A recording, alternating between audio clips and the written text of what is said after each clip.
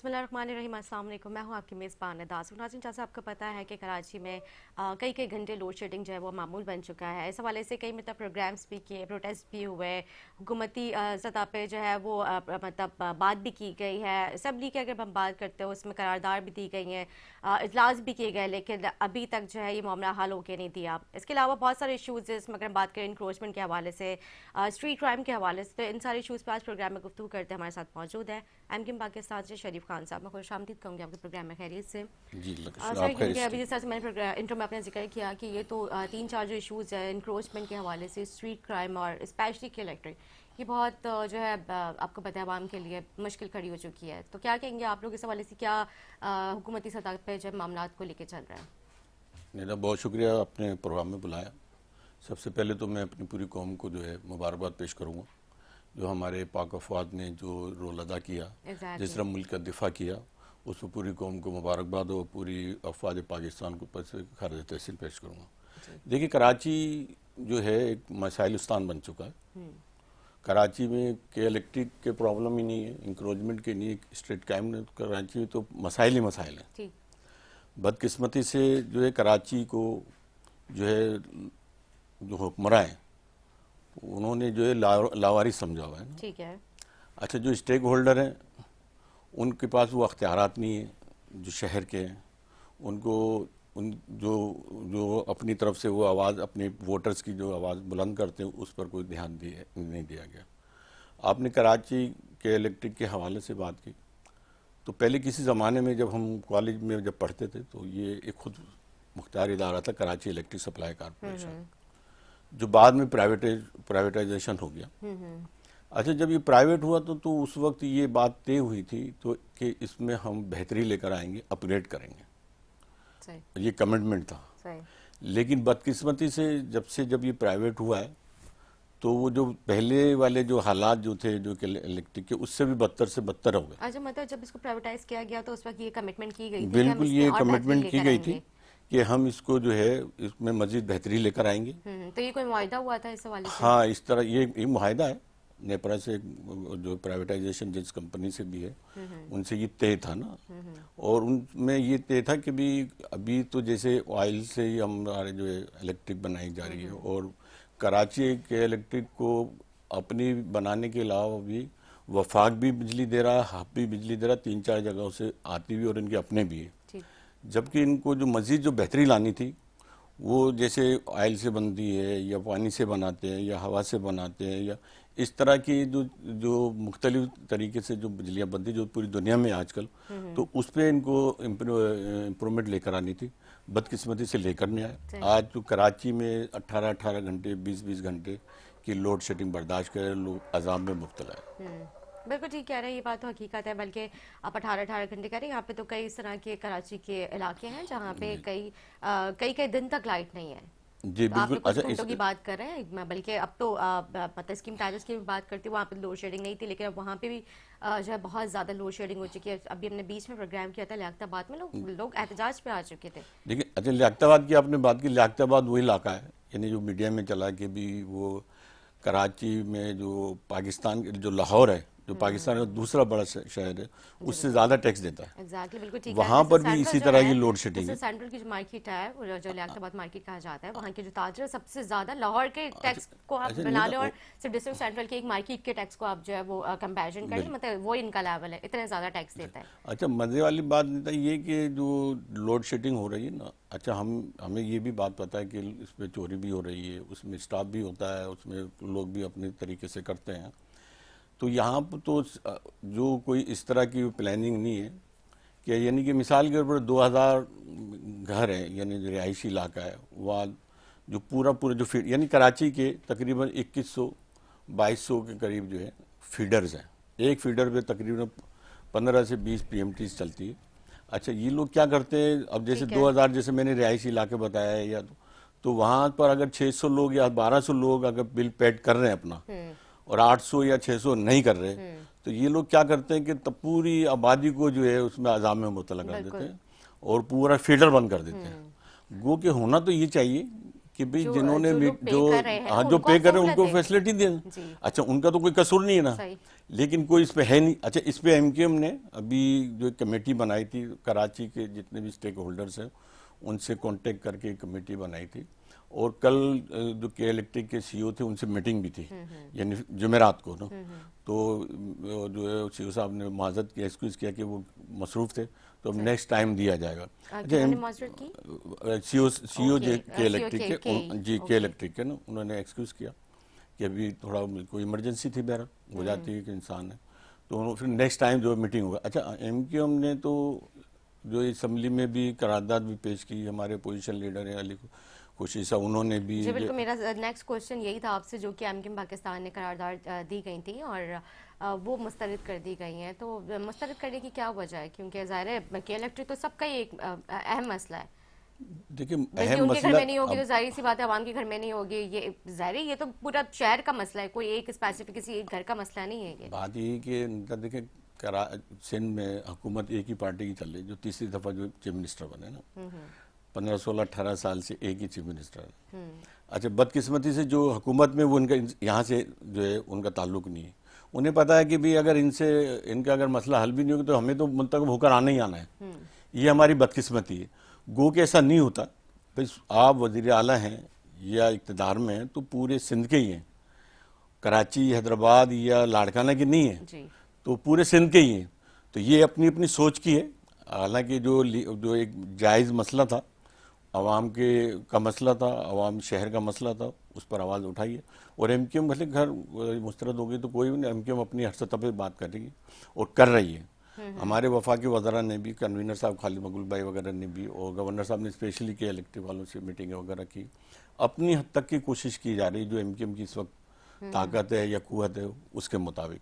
तो बहरहाल कोशिश कर रहे हैं कि आवाम को किसी तरीके से रिलीफ दिलाया जाए। अब कब ये सीईओ साहब मीटिंग टाइम देते हैं, फिर इंशाल्लाह दोबारा उस पर जो इससे गुफ्तगू होगी। सही। जी बिल्कुल। अब लेकिन शेख साहब, यहाँ पे एक अलमिया ये भी है कि आप ये देखें ना, जो एक एमपी है, जाहिर सी बात है अगर वो करारदाद लेके जाता है, क्या उसका इतना पावर नहीं है कि वो अपने इलाके की नुमाइंदगी कर सके? मतलब उसके अब इतने भी इख्तियारात ख़त्म हो चुके हैं कि आप असम्बली की सतह पे खड़े हो के आप जो है मतलब आवाम की बात करें कि आवाम की मसाइल है, मतलब बिल क्लियर्स हैं, तो उसके बावजूद जो आवाम बिल कुछ लोग होते हैं, जाहिर सी बात है आपको पता है, जो कुंडे लेकिन बाकी जो आवाम है, जो 70 से 80% जो आवाम है वो तो बिल पे कर रही है ना, तो उनको क्यों इस तरह का जो है वो मतलब टेंशन में डाला जा रहा है? उनके एक तो इतने भारी भारी टैक्सेस हैं, फिर उसके बाद जो है वो अब आवाम के ऊपर इतना बोझ डाल दिया गया, आप जो है मतलब उनको इतना परेशान कर रहे हैं। इस पे हमारे स्टूडेंट्स जो है, बच्चे वो भी नहीं कर पढ़ पा रहे हैं, एग्जाम्स चल रहे हैं, लोग हार्ट पेशेंट है, कोई डिप्रेशन का पेशेंट है, कोई किसी डिजीज़ में मुब्तला है, किसी मर्ज में मुब्तला है, तो क्यों लोगों के साथ इतना जुल्म करके मतलब रखा हुआ? ये समझ से बाहर की एक एमपी है, अब उसकी ये फर्ज भी नहीं रही है कि वो अपने इलाके की नुमाइंदगी प्रॉपर तरीके से कर देखिए, पाए। मैंने तो ये पहले शुरू में ये बात कही कि जब ये प्राइवेटाइजेशन हो रही थी और ये कमिटमेंट था, एग्रीमेंट है, तो उसमें ये तय था कि इलेक्ट्रिक को हम मज़ीद अपग्रेड करेंगे। अभी तक जो है इन्होंने कोई अपग्रेड नहीं किया, बल्कि जो एक ही जो हमारा गवर्नमेंट से ऑयल खरीदते हैं उसी से जो है जो हमारे जो फीडर्स वगैरह चल रहे हैं, जबकि दुनिया भर में और इनका खुद का कमिटमेंट है कि हम मुख्तलिफ तरीके से अपनी बिजली पैदा करेंगे और उससे शहर को सप्लाई करें। अब नेशनल फीडर से भी बिजली आती है, हब से भी बिजली आती है, इस तरह जो है 3-4 जगह लेने के बावजूद पूरा नहीं हो रहा। तो फिर इतनी जो नेशनल हब से आ रही है, आप बोल रहे हैं कि वफाक भी अपने उसमें कंट्रीब्यूट करता है, तो वो बिजली कहाँ यूटिलाइज हो रही है? जी, यूटिलाइज तो अब देखें ना, वो उसको पूरा तो इनकी जिम्मेदारी है कि इलेक्ट्रिक की, ठीक है ना, ये तो इनकी जिम्मेदारी है। अभी कहाँ कर रहे हैं तो ये तो अब वो, क्योंकि जब तक इसमें अपग्रेडेशन नहीं लेकर आएंगे, इम्प्रूवमेंट नहीं लेके आएंगे तो ये चलता रहेगा सिलसिला। देखिए कराची जो एक शहर इस वक्त जो है तकरीबन 3.5 करोड़ की आबादी है ना, ठीक है ना, और मजीद पूरा जो कराची मजीद बढ़ ही रहा है। भाई किसी ज़माने में अगर आप 5 साल पहले जाएंगे तो ये बहरी आबाद नहीं था ना, आज वहाँ लाखों की आबादी हो गई। तहसा टाउन आबाद नहीं था, आज लाखों की आबादी हो गई। तो ये शहर भी बढ़ रहा है, जाहिर है जब शहर बढ़ेगा तो रिक्वायरमेंट भी बढ़ेगी। सही बात है, बिल्कुल ठीक कह रहे हैं। लेकिन अभी जो उन्होंने हैदराबाद में भी तो स्टेशन बनाया है कि इलेक्ट्रिक के हवाले से, तो वो क्यों नहीं है? हैदराबाद तो हैस्को एक अलहदा इदारा ना, सही। के electric Karachi electric supply corporation तो खुद मुख्तार अलहदा से वो है, तो ये तो वो तो हब वो जो हेस्को है वो पूरा सिंध के अंदर कहलाया जाता है, ठीक है ना। उसके वो मुख्तलिफ पावर जैसे जामशोर थर्मल पावर है इस तरह बने हुए हैं। लेकिन कराची का तो एक अपना है ना। कराची में जो है, अब कराची जो है 70% रेवेन्यू अदा करता है, सिंध में 90% सिंध को रेवेन्यू देता है, तो टैक्सेस देता है मुख्तलिफ। अच्छा, यहाँ के एक आम आदमी भी टैक्स दे रहा है। अगर कराची की बिजली पर जाएंगे तो कराची का जो जो रहने वाला है रिहायशी, वो दीगर पाकिस्तान के रहने वालों से ज़्यादा अपना टैक्स देता है। एग्जैक्टली। यहाँ पर टैक्सों की इतना बोझ है कि वो उतना टैक्स जब लगता है तो वो ऑटोमेटिकली बिल उनका भी बढ़ जाता है। बिल्कुल ठीक कह रहे हैं आप। तो इनका हमारी भी ये कोशिश भी आप अपनी इस पे इम्प्रूवमेंट लेकर आए ताकि आवाम को रिलीफ मिले। फिर दूसरी बात ये कि जो बिल पेड नहीं कर रहे हैं, जैसे मैंने कहा कि भाई अगर 30% 25% लोग बिल पेड नहीं कर रहे हैं या चोरी कर रहे हैं, तो उनको अजाब में मुतला किया जाए ना, उनकी बिजली काटी जाए, उन पर एक्शन किया जाए, उन पर कानूनी लीगली तरीके से कार्रवाई की जाए। अब आप पूरा फीडर जो बंद कर कर पूरी आबादी को जो है उसमें डाल दे, अजाब में डाल देते, ये तो कहीं का इंसाफ नहीं है। नहीं, बिल्कुल ठीक कह रहा है। लेकिन इस तरह की ये जो सिचुएशन है, इसको हम कब तक कंट्रोल कर पाएंगे? मतलब आपको लगता है कि इसके ऊपर कोई देखिए, लायामत सिचुएशन बनेगा? तो 70 सालों से ऐसे ही चल रही है पाकिस्तान में, ठीक है ना। जब तक ये जागीरदारा निज़ाम होगा ना, उस वक्त तक नहीं हो सकता।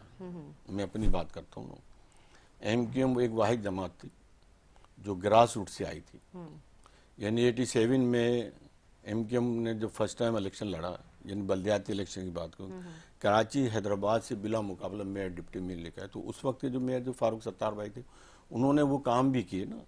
यानी कि पूरे पाकिस्तान में आज तक किसी KMC की डेंटल मेडिकल कॉलेज नहीं जो आज भी KMC की तरफ से हमारे अकबर जो मेयर थे उन्होंने किए। इसी तरह मुस्तफ़ा कमाल भाई जब मेयर आए तो पूरे शहर में एक चेंज नजर आया, शहर कराची का नक्शा चेंज हुआ।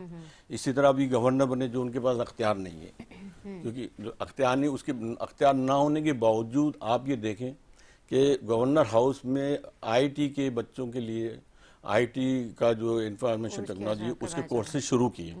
ये आर्टिफिशियल इंटेलिजेंस ये कोर्सेज 50,000 बच्चे, यानी कि रोज़ाना दिन में 4 क्लासें होती है। ये अख्तियार नहीं है, ये अख्तियार ना होने के बावजूद जो किया। यानी कि दीगर सियासी पार्टियों ने तो बड़े बड़े दावे किए कि गवर्नर हाउस में हम यूनिवर्सिटी बना देंगे, लेकिन हकपरस्त गवर्नर ने करके दिखाया। इसी तरह पूरे शहर में अच्छा, क्लासेस स्टार्ट हो चुकी हैं? बिल्कुल क्लासें, अभी उनका एक बैच पूरा हो चुका है।